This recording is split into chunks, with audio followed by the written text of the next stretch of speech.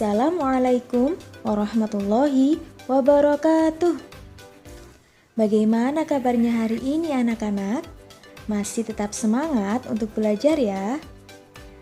Untuk pertemuan kali ini, kita akan belajar pelajaran fikih tentang tayamum. Di pertemuan kali ini, kita akan belajar tentang pengertian tayamum, syarat-syarat tayamum, rukun tayamum, sunnah-sunnah tayamum, serta yang membatalkan tayamum. Jangan kemana-mana dulu ya, simak terus penjelasannya Bu Guru. Anak-anak sholih-sholihah, apakah kalian tahu tayamum itu apa?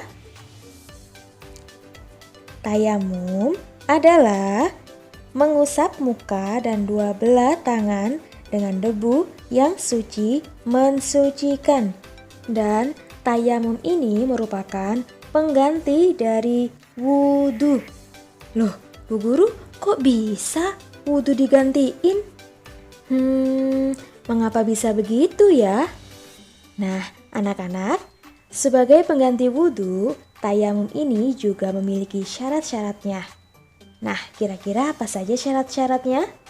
Syarat pertama tayamum yakni tidak adanya air. Nah, tidak adanya air ini biasanya terjadi ketika pergantian musim ke musim kemarau. Jumlah air menjadi lebih sedikit, terkadang sampai habis. Ketika air susah didapat dan untuk mandi pun juga tidak ada, maka diperbolehkan mengganti wudhu menjadi tayamum. Untuk syarat yang kedua, diperbolehkannya melakukan tayamum, yakni dengan keadaan sakit. Sakit di sini bukan yang sakit flu atau batuk ya anak-anak. Sakit yang diperbolehkannya tayamum, yakni apabila sakitnya terkena air akan menjadi lebih parah. Maka diperbolehkan melakukan tayamum ketika mau sholat.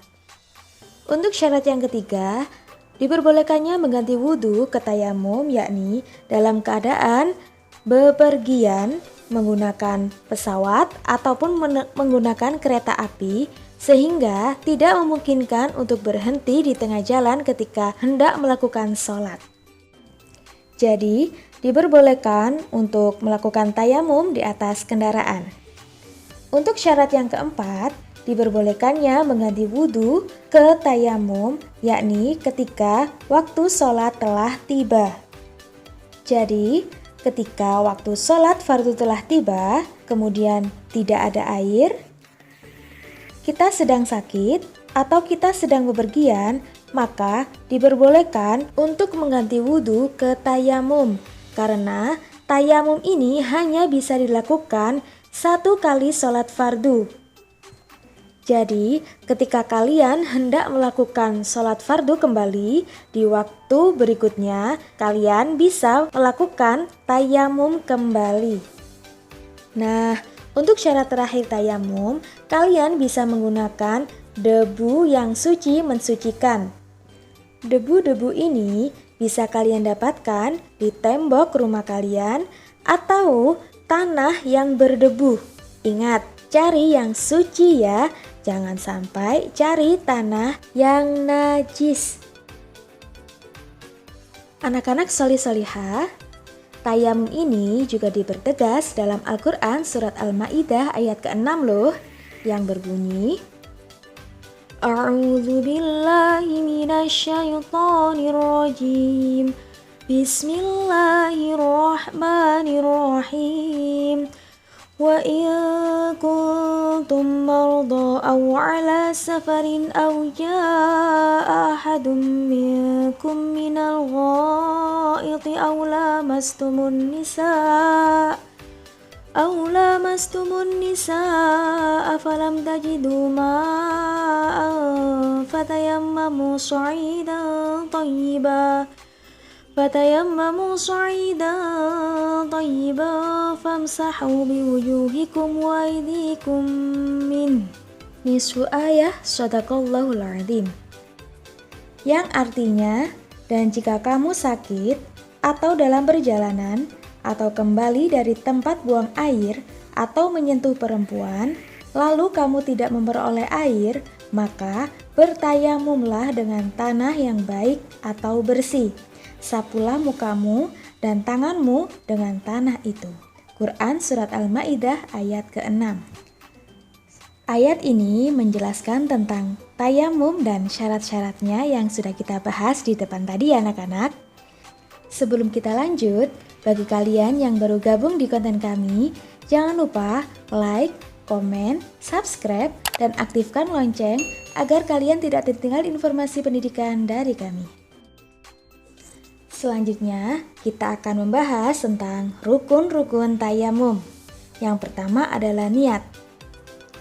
Nawaitu tayammum alistibahati sholati fardhon lillahi ta'ala.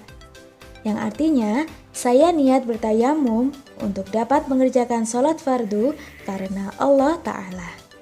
Setelah niat, kalian bisa meletakkan kedua telapak tangan kalian di atas debu yang sudah kalian siapkan. Kemudian benturkan ke sisi tangan sekali untuk menipiskan debu tersebut, agar nyaman untuk dibuat tayamum. Untuk rukun tayamum yang kedua, yakni mengusap muka dengan debu, dengan sekali usapan. Usapan muka sebelah kanan sekali, dan usapan muka sebelah kiri juga sekali. Setelah itu, kita letakkan kembali kedua telapak tangan kita ke debu yang suci mensucikan di lain tempat. Jangan di tempat yang sama tadi ya anak-anak, biar tidak jadi mustakmal. Kemudian benturkan lagi ke sisi tangan sekali untuk menipiskan debu tersebut. Untuk rukun tayamum selanjutnya, yakni mengusap dua belah tangan hingga ke siku-siku dengan debu sekali. Untuk yang pertama, kita mengusap tangan sebelah kanan, kemudian kita usap tangan sebelah kiri. Untuk rukun tayamum yang terakhir, yakni tertib atau berurutan. Jadi, ketika tayamum dilakukan secara berurutan, maka tayamumnya akan sah dan bisa dilakukan untuk mengerjakan sholat fardu. Selanjutnya kita akan belajar tentang sunnah-sunnah tayamum. Yang pertama adalah membaca basmalah. Bagaimana bunyinya? Bismillahirrohmanirrohim. Pintar sekali. Yang kedua, sunnah tayamum yakni mendahulukan anggota kanan daripada anggota kiri. Dan sunnah yang terakhir yakni menipiskan debu. Ingat, tadi dihentakkan dulu sebelum kita memakai debu untuk tayamum ya anak-anak. Nah, kali ini kita akan mengetahui apa saja yang dapat membatalkan tayamum. Yang pertama, yakni segala hal yang membatalkan wudhu. Apapun yang membatalkan wudhu itu berarti juga membatalkan tayamum, seperti kentut, pipis, buang air besar, bersentuhan lawan jenis, tidur, ataupun gilah. Itu semua membatalkan wudhu dan juga membatalkan tayamum. Yang kedua, yakni melihat air sebelum sholat. Ketika kalian sudah tayamum, hendak melakukan sholat, ternyata airnya keluar dari kran. Berarti tayamum anak-anak menjadi batal dan kalian harus wajib wudhu untuk melaksanakan sholat fardu. Untuk yang ketiga yakni murtad atau keluar dari agama Islam. Ketika sudah selesai tayamum, ternyata keluar dari agama Islam berarti tayamumnya juga ikut batal. Semoga kita tetap teguh dalam ajaran agama Islam ya anak-anak. Amin amin ya robbal alamin. Bagaimana anak-anak? Apakah kalian sudah mengetahui apa itu tayamum? Dan apakah kalian juga mengetahui apa itu syarat, rukun, sunnah, dan hal yang membatalkan tayamum? Wah, pasti sudah tahu ya, kan tadi sudah dijelaskan sama Bu Guru. Anak-anak, Untuk pertemuan kali ini cukup sampai di sini saja ya. Yuk kita membaca hamdalah sama-sama. Alhamdulillahirabbil alamin. Jangan lupa selalu giat belajar, jaga kebersihan, jaga kesehatan. Semoga kita tetap dalam lindungan Allah Subhanahu wa taala. Amin amin ya rabbal alamin. Bu Guru akhiri, wassalamualaikum warahmatullahi wabarakatuh.